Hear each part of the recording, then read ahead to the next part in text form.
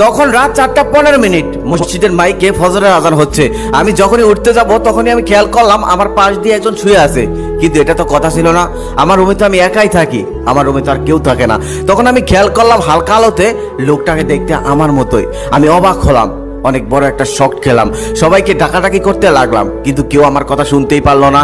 কিছুক্ষণ পর আমার রুমে আমার বোন আসলো, লাইট অন করেই আমাকে ডাকতে লাগলো, বললো ভাইয়া ভাইয়া ওঠ, ফজরের নামাজে যাবি না? এই বলতে বলতে সে শুয়ে থাকা ব্যক্তিটার কাছে গেল, কিন্তু আমার কাছে আসলো না। আমি খুবই অবাক হলাম, আমি রাগ করে বললাম, এই আমার পাশে এটা কে শুয়ে আছে আর তুই তাকে কেন ভাইয়া বলছিস? তুই আমাকে দেখতে পারতেছিস না? তবে সে আমার কথা কোনো কর্ণপাতই হলো না। আমার পাশে শুয়ে থাকা মানুষটার শরীরে হাত দিয়ে এসে চিৎকার করে কাঁদতে লাগলো। ঠিক তখনই বাবা মা দৌড়ে আসলো, বাবা মা এসেও চিৎকার করে কাঁদতে লাগলো। মা বিষয়টা বোঝার সাথে সাথে অজ্ঞান হয়ে মাটিতে পড়ে গেল, কিন্তু আমি কিছুই বুঝতে পারতেছিলাম না। আশেপাশে সবাই দৌড়ে এলো, সবাই কান্না করতেছে। সকাল হলো, সকাল হওয়ার সাথে সাথে আত্মীয় স্বজন সবাই ভিড় করলো। এলাকা